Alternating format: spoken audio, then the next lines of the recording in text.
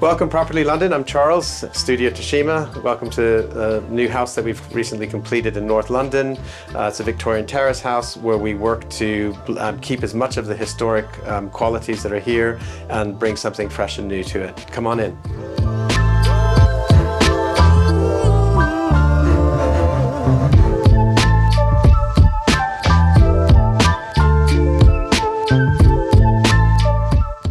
Yeah, so we're in the entry hall of a typical Victorian terrace house, and you can see all the details. And for us, it was really important to keep as much of the original house as it was historically, and that's part of our ethos in terms of what we call a living architecture. And the idea is that we're adding something new to it as a way of improving the use of the house, the sense of space, light, and flow. And I think one of the most important parts is what we've done was to think through where we put the kitchen.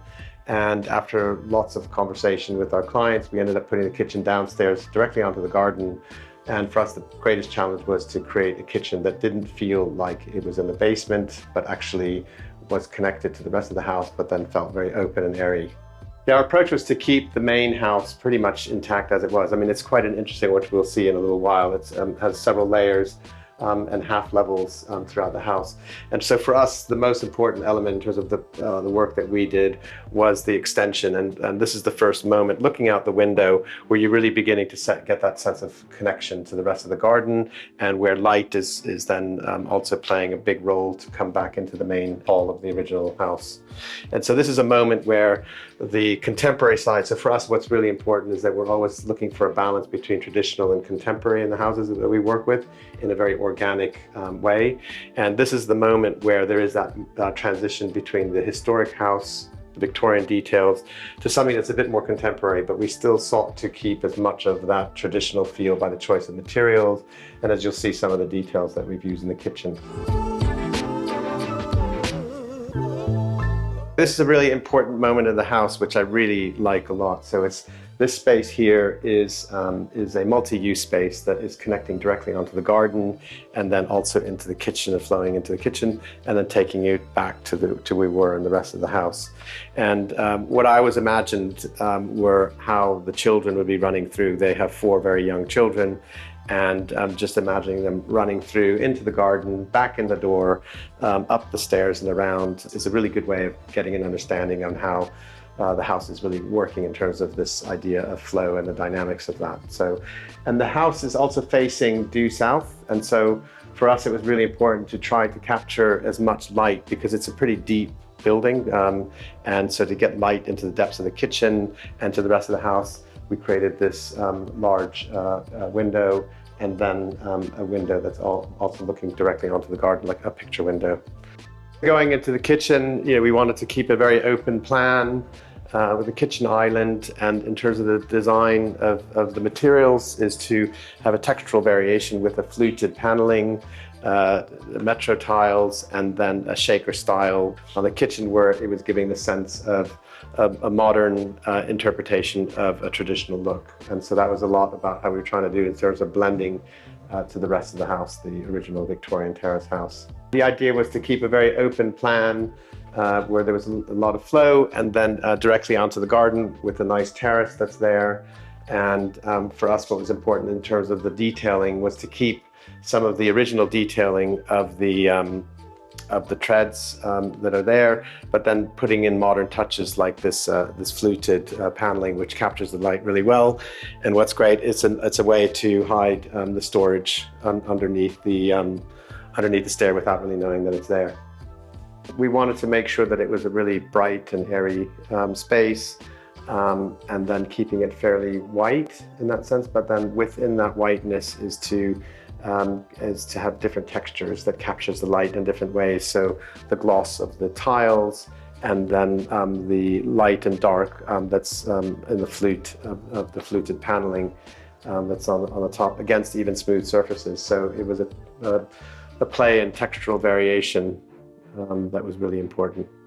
Okay, now I'll take you to the larder, and this is one of the luxuries of the house because it's so large, and it was important for us that this also had architectural character. We chose a vibrant tile, oak, and then we continued the same countertop from the other space. And it's a great space in the sense of just it's all open and just left out. But because of the reeded glass, you can just hide things away, and it can just be, it's very much of a working larder. All right, now coming from the kitchen into the garden, you enter onto a wide terrace. And what was really important for us is that we're constantly connected to the outside, whether it's through this door or this door here into this multi-use space here. And the idea is that you can sit along here, but you can also step up and then go inside. The design of the extension, we kept in keeping with the rest of the house in terms of the choice of the brick and wanted to blend it in, but it was really important that we had the sense of height and bringing as much light from the south facing so it can go as deep into the house as possible. And that's why we have a large picture window here and then another big skylight that's over there that brings light into the entry hall where we first started. As designers, I always love the challenge of the battles between making sure maximizing space. So here we have a situation where maximizing the outdoor space, but yet still maintain and gain as much as interior space as possible. And what we did here was the extension is a relatively modest in scale from the outside, but what I really like about that is inside it actually has a really sense of grandeur and a sense of space. Okay, so going now from the extension back into the Victorian terrace house, what was really important for us is to also be able to look back up into that window, into the entry hall where we first came in. Okay, we're now in the rear reception room. The front reception room is a more formal room for TV and for the family, and this is really dedicated to the kids. And what's nice about it has a nice view out into the garden with some French doors. And the work in here was kept relatively minimal, and together with our client, most of it was developing a kind of color scheme and then even reworking the existing, even though this is not an original fire surround, just to paint it a color and just to give it something new and fresh together with the tiles. For the rest of the house, we really was important for budget reasons, but also I think for us the value is to maintain as much of the Victorian house as possible.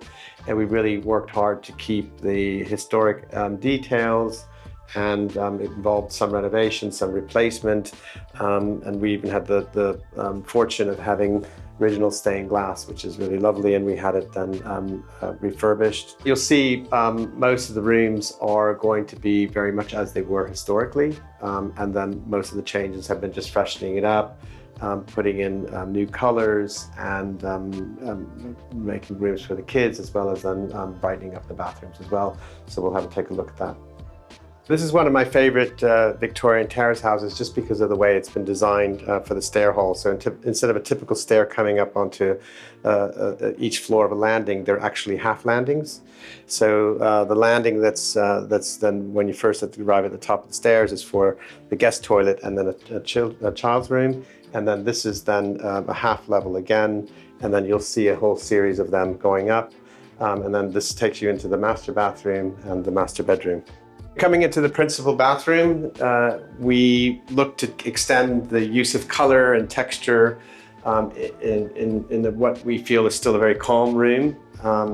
And it's really important the way the colors and the reflections of the brass then play off each other. And importantly is that the floor is, there's a mix then of the contemporary and the traditional. So the floor is a strong geometric pattern, which is quite contemporary. And we then set that against the more traditional sanitary ware for the sink and then the taps. This is the moment where I really love how the house works. It's all one space where all of the stairs are coming together at one point, and you can see all the bedrooms in the house. So all 4 kids and the parents are coming into this one room here. And then in order to, we increase the amount of light by also adding another skylight that's quite similar to the one that we did for the extension. Now, winding my way up through the stairs, I really love the view looking back down into the spaces below, and then going up into the loft, which we built out into a guest bedroom.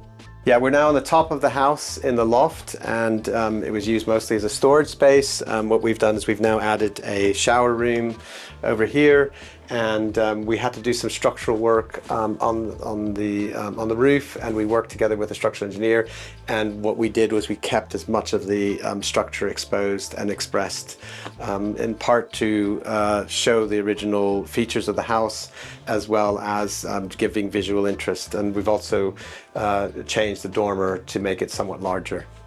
Thank you very much for your visit. I hope you enjoyed the house, and appreciate in terms of the work that we've done in terms of maintaining as much of the Victorian terrace house as possible, in terms of all the spaces, textures and details, but then bringing also something new and fresh, bringing lots of light, air, color and materials.